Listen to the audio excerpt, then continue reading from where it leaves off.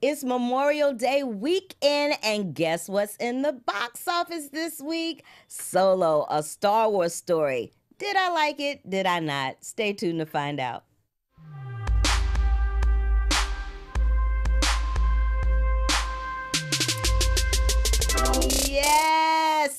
Yes. We don't have any music. I did a cold open, and now that I'm thinking about it, I probably should have because it's freaking Star Wars. But anyway, I am your host, Carla Renata. Thank you for tuning in to Black Tomatoes here at Black Hollywood Live, and my co-host is Scott Menzel. Lovely to be here. Lovely to have you here and to be seen. So, let's just talk about Solo. Okay, let's talk about it. A Star Wars story. I'm a Star Wars fan. Star Wars, Star Trek, all of it. I love it. But Star Wars, I love it. And what I really love about some of the incarnations of the Star Wars movies, not all of them, but some of them, they give you an insight into where these characters came from, how they got to be where they were in the original Star Wars when we first met them. So this one covers Han Solo, which was originally played by Harrison Ford. We love Harrison Ford. And this time is played by, I always mess up this boy's name, Alden Enrich. Yeah. Enrich? Yeah. It's like Enrich. I don't know. I think that's what it is. Alden Enrich. But this is the thing. I'll just call him Alden. So this is because I don't want to butcher that boy's last name. Alden, to me, was the perfect person to play Han Solo, because as the film went on, he started to kind of look like Harrison Ford to me a little bit, and he encompassed and embodied that cockiness, that arrogance, that charm that made us fall in love with the character in the first place when Harrison Ford was playing him. I really enjoyed all of that. I also enjoyed the fact that they began to they began to let us see how Han and Chewie met, why they were, because in the first Star Wars, you're like, how is he able to communicate with this creature? Like, it was so random and vague. Yeah, that's right. But now we know how they met, how they communicate, what Chewie's background is. And I'm like, Chewbacca been in all the Star Wars films. It was nice to see him get some love for once. I always feel like with these action movies that they're always like 15, 20 minutes too long. Sure. At some point, it's always just a little too long at some point, but I enjoyed it nonetheless. Now, I know a lot of people that didn't like it, but I liked it. I loved it. And I thought it was fun. I remember in the original Star Wars that Han talked about Kira, and I always wondered who Kira was, what she looked like. Did she look better than Princess Leia? Was she as fierce and strong as Princess Leia? Like, who is this Kira person? And then we meet her and we find out, oh, she's a badass too. I kind of love that. I also love the fact that Woody Harrelson shows us straight up why we fall in love with him every time he shows up on the screen. The Woody Harrelson in Solo kind of is very reminiscent to me of the Woody Harrelson that we came to know on Cheers. He's got that swagger. He's got that crazy sense of humor. I liked more. There are more things about it that I liked that I didn't like. I didn't like the fact that it was too long. I didn't like the villain in this one. He annoyed me. I didn't like the whole opening sequence with them just full on throttle jumping into the love story. I'm like, can we warm up into that? I know y'all don't have much time, but dag, can we just like warm up into it just a little bit? So that's what I think about it. Star Wars for me, I mean, like you, growing up watching the original trilogy, as they're known now, even though they're 4, 5, and 6. Those were very iconic. I've watched a lot of them. I even, being younger when episode 1, 2, and 3 came out, I didn't realize how boring and uneventful those movies were. I saw every one of those in the theater, and I think I had an appreciation for them to a degree. Like, I remember the first movie, I really liked the pod chase scene and whatnot. And, of course, Yoda and the fight that happened. I think that was in the third one, and Darth Maul and all that stuff. Then Disney got their hands on Star Wars, and, everyone went crazy. They're like, yes, it's coming back. And then we got Force Awakens, and then we got Rogue One, and then we got Last Jedi, and now we have Solo, a Star Wars story. Everyone's been talking about superhero movie fatigue. I'm Star Wars fatigued to death. No. Yes. Well, I mean, okay, so I can kind of understand that because two of them came out in 1 year, and they usually give it to us like once a year or once every other year to give us time to kind of like get over the last one, but they didn't do that this time. So I can understand why you would have Star Wars fatigue this time. My problem with this is it kind of stems from the beginning. Okay, so the original movies at the time were very unique. They were very different. There was nothing like them before. They were game changers in a lot of ways. And then when they did the prequels, you know, it focused more on like the politics. It wasn't as interesting. The characters weren't, you know, that lovable. Yeah. The performances were kind of wooden. You know, people had criticism about that. Then J.J. Abrams brought us The Force Awakens. And that was a movie that, because it seemed so fresh and so new when I first originally saw it, I had some issues with it, but I was kind of passive along the lines of like what I really didn't like about it. Okay. And what was that? I just felt like it was a complete rehash of the original trilogy. Like it's starting all over again, just with different characters, but the characters don't have as great of chemistry with one another. I felt it's very, and there's nothing wrong with this, so don't take this the wrong way, but it's very diversified for obvious reasons, because we live in a different time now, and the way everything is. Yeah. But I just feel like the characters themselves were not nearly as interesting as the original characters. Okay. So as they continue the new trilogy, when they went into Last Jedi, I found myself going back into my review after thinking about it, and I'm knocking the score down, writing a couple more things that I didn't like about it, and I wound up starting off, I think, around like an 8 with that movie. It's down to a 6 for me. Okay. So, however, this is the interesting thing. Okay. When it went to Rogue One, when they did Rogue One, which starts pretty much, which leads up to the New Hope, I should say, which is episode 4, I was into that movie.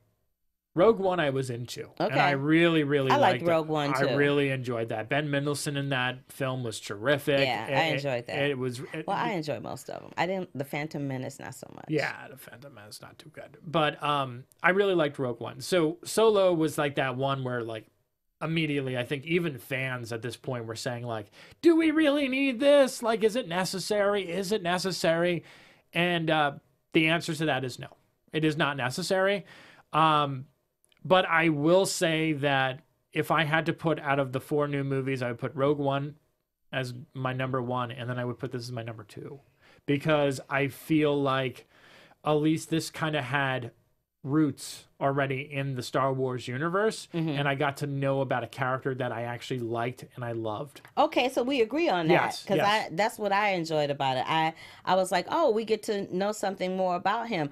And the other thing that I forgot about is those little, I don't know if they were dice or what they were, that hang on like the dice, the right. origins of why he has that hanging in the Millennium Falcon, and how he got to the Millennium Falcon, and how him and Lando developed a relationship or a hatership, however you want to look at it, and why Lando wears these capes. Like all of those things, it was really cool. And what was really cool about the way he cast it is that Donald Glover could easily look like he was Billy D. Williams' son from that movie. Oh yeah, like he looks so much like him, and his energy is very charismatic and very. He was cocky. His character's kind of cocky too.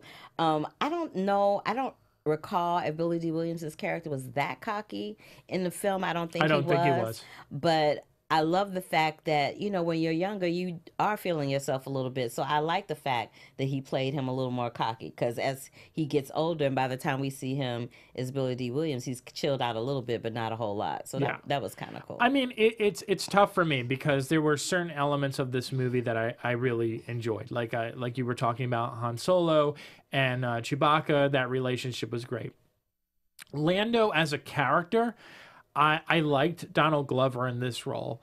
I I thought he did a great job. The only thing that I would criticize him a little bit about is, I don't know if you picked up on this. It was me and a few other people were picked up on this, and we seem to be the only one. That accent he had, the Lando accent, kind of faded in and out throughout the movie. I didn't notice that as much. Okay. I didn't know. Certain people did and some people didn't. Yeah, I didn't notice that as much. I didn't notice that as much. But now that you bring it up, I do recall that. Yeah. But it didn't bother me. No. I also want to say that I'm actually disagreeing with the Woody Harrelson comparison, because I felt this was very much a generic character for him. Like, yes, I can see the regards to the Cheers character, but I just felt like it was just one and done. And the problem with the movie as a whole is that there's no real sense of danger in this movie. There's no real like, oh my God, what's going to happen next? Because you know how it's going to play out. That's right. That's the bad thing about something like this. But I think it's specifically designed that way because the other ones were. There would always be an element of danger and a lot of action and stuff because you didn't know what was going to happen in the universe as far as the fights between the rebels and the other people. You didn't know how that was quite going to turn out. This was particularly focused on that character Solo. So they were just telling us who he is, I think. And so that's why there wasn't a whole lot of big fanfare or danger or big promo things at the end. And I think that's also why it felt so long, because because there's no danger, because there's no real mystery. I mean, there's a few little like spoiler things that pop up along the way. There's a character from one of the prequels, that's all I'll say, that pops up. But that's it. Like there's not much like mystery or like shock or surprise, and the action sequences all seem kind of like underwhelming in a lot of ways. Like you expect more from this type of movie, and I felt like it was very much just, it was character driven, but in terms of the action, I feel like it kind of fell flat. But I think it was supposed to be character driven. I think this particular one was supposed to be more character driven than anything else, particularly because it's called Solo. Like the other ones had different titles to them, like Rogue One, that led you to believe that it was going to be dealing with some planetary situation.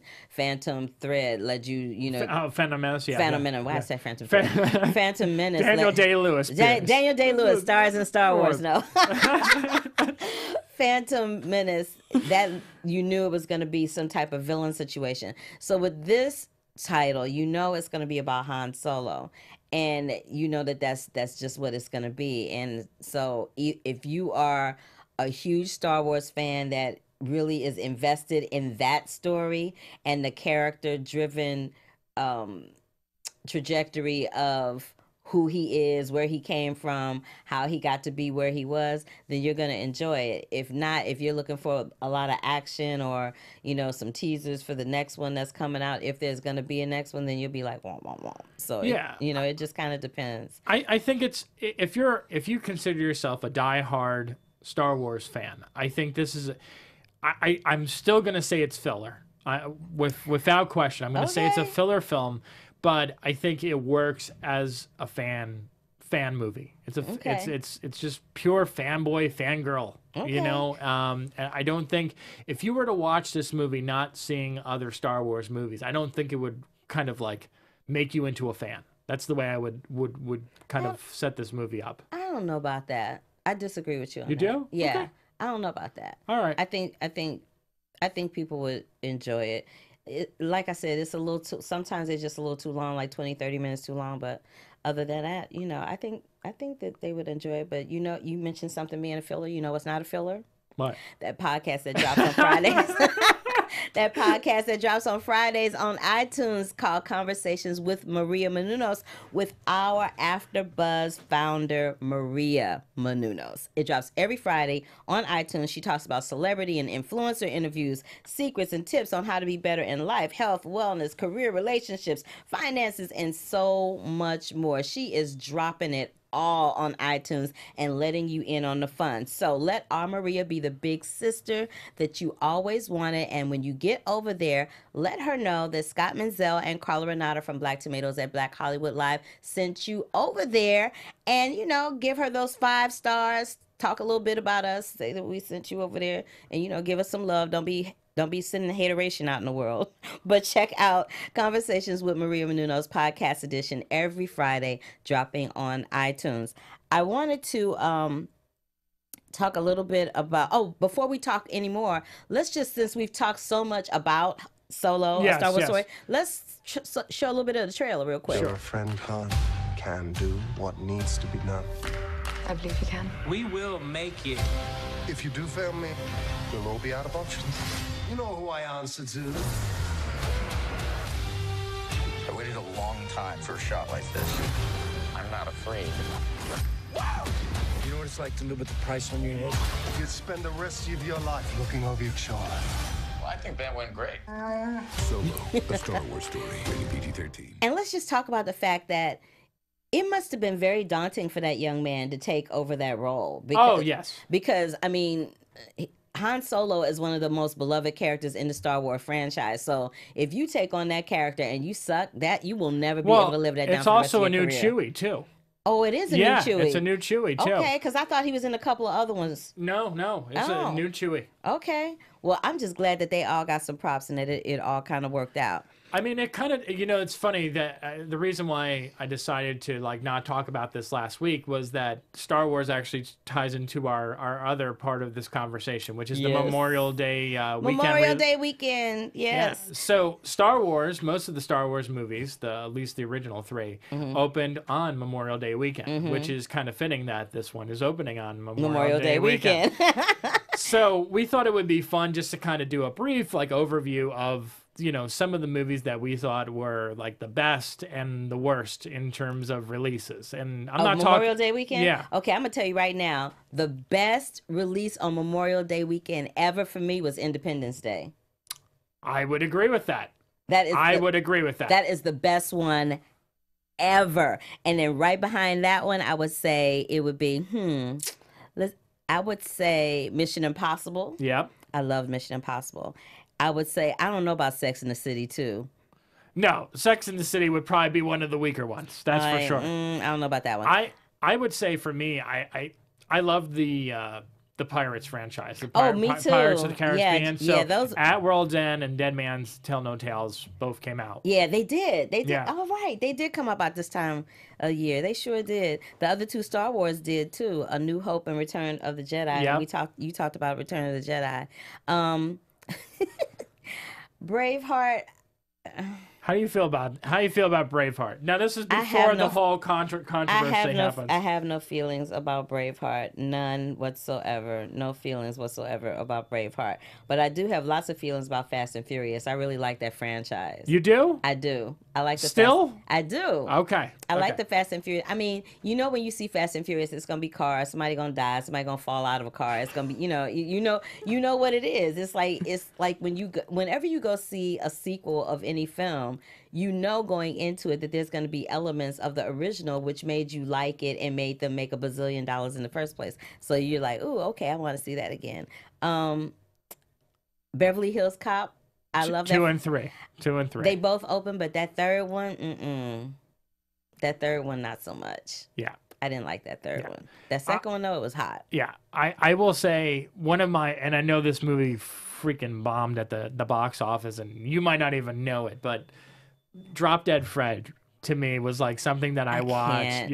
I can't with Drop. I know most people. Did you like Spy Hard? That's another one that I love. I can't with that. And I'm gonna tell you what else I couldn't with. Okay. Soul Plane. Oh my god. Oh my god. Movie Thank of you all for bringing time. up. I think that's the worst movie ever. The worst movie of all time to ever hit a screen, let alone a Memorial Day weekend. I was like, that movie my god, is so bad. That movie was like, for lack of a better way to say it, it just like took black people back. Like, I don't even know how many decades. It just, I couldn't. The character's name. So horrible. Were Mr. and Mrs. Honky. Like, who the hell came up with that? Like, it was a Kevin Hart film. No, that was a Kevin Hart film. Really? Yes, that was a Kevin Hart film. That was like his first big movie, I think, and it was hilarious Because it was Snoop Dogg flying the plane high, which it was is like, Kevin oh Hart, my God. and Kevin Hart talks about this all the time. He thought that he had made it. You know, he had that TV show on the air where my friend Yvette Nicole Brown played his sister. He had that on the air, and Soul Plane was coming out, and he thought he was all that in a bag of chips. Soul Plane got the worst reviews ever, and then he came back to find out that his show had been canceled. Like, that was not a good week for him at all. I did not even know that was his first movie. That was, I think, and somebody in the chat room or watching the show can correct me if I'm wrong, but I'm pretty sure that was his first feature film, and it was really ratchet. It was ratchet. I can't believe that Enough is like one of the worst. I liked Enough. That's the Jennifer Lopez well, film, no, right? I mean that's your opinion. If you think enough, You're like, look, listen, you can like that film all you want to, but I like don't. it. No, that's what I'm saying. Like, it's not. I was just my opinion on that sheet. You can say you loved a Jennifer Lopez movie where she kicks the crap out of her husband. Enjoy it. You know what? I was just saying. I thought it was a great comedy. Oh wow, there's nothing funny about that movie that. was Scott. Hilarious. Oh I'm my God, hilarious. that is not a comedy. But what I will say about Jennifer Lopez is I love her in comedies. I was watching her in The Wedding Planner came on the other night, Matthew McConaughey and I'm like, her? I love her in rom-coms. I love her in rom-coms. I wish she would make more of them. I loved her in that one that she did with Jane Fonda. What was that one called? Remember the one where she played the daughter-in-law, mother-in-law? It was called Monster-in-law.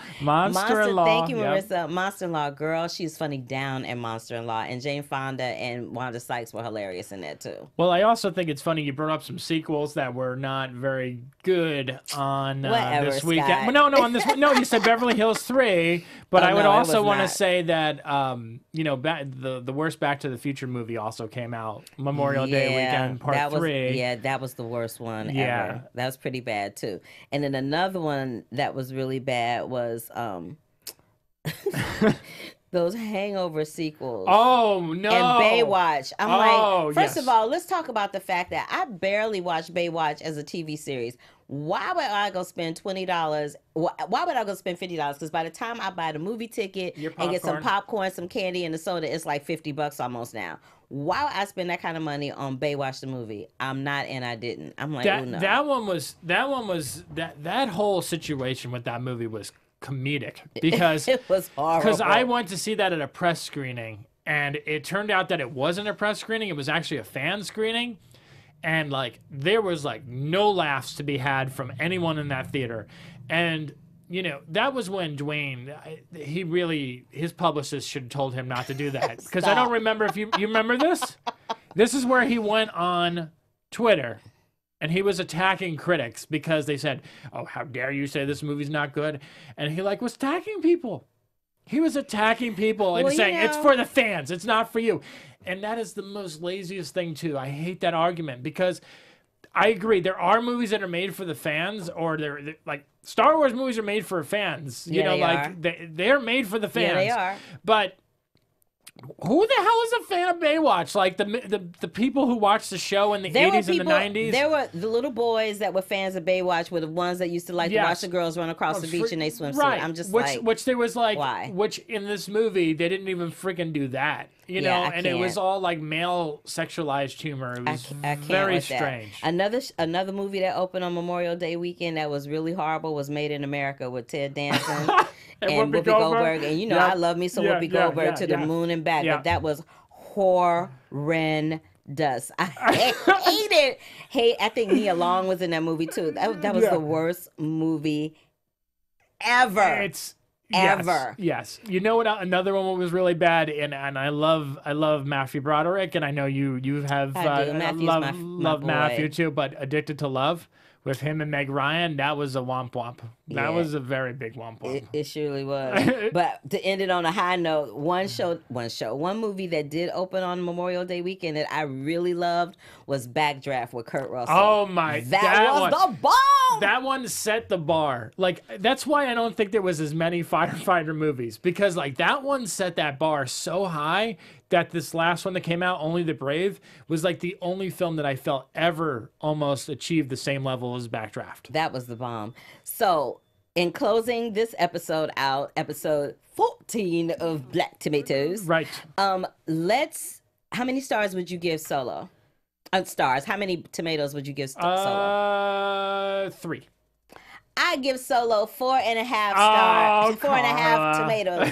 Black tomatoes. I love Solo. So next week, I hope, well, not next week, but I hope you guys had a wonderful and enjoyable Memorial Day weekend. We will see you next week, hopefully, the Lord willing. Yep. And Episode 15. Episode 15, we Yep. will be back, and who knows what we'll be talking about, but we will let you know Nope. ahead of time. We hope so. I'm Carla Renata. You can find me across all social media platforms at The Curvy Critic. You can also find my written version of any reviews we talk about on Black Tomatoes right there. And where can we find you? You can find me on WeLiveEntertainment.com. You can find me on Instagram and on Twitter at @TheOtherScottM. If you want to friend me on Facebook, go to Facebook.com/MovieMan Menzel. Thank you so much. And a quick shout out to Serenity Q. I think it's 26. You always engage us in the chat room. You always say what's up. You always give your opinion. Thank you, thank you, thank you so much for watching Black Tomatoes. Tell your friends. All right, that is it for this episode of Black Tomatoes on Black Hollywood Live. We will see you next week. See you soon. Deuces. From executives Kevin Undergaro, Dario Kristen, Tiana Hobson, and the entire BHL staff, we would like to thank you for supporting Black Hollywood Live, the first online broadcast network dedicated to African American entertainment. For questions and comments, contact us. info@blackhollywoodlive.com. Like us on Facebook, tweet us, or Instagram us at BHL Online. And I am the official voice of Black Hollywood Live, Scipio. Instagram me @KingXOBay. Thanks for tuning in. Hollywood redefined. The views expressed here are those of the host only and do not necessarily reflect the views of BHL or its owners or principals.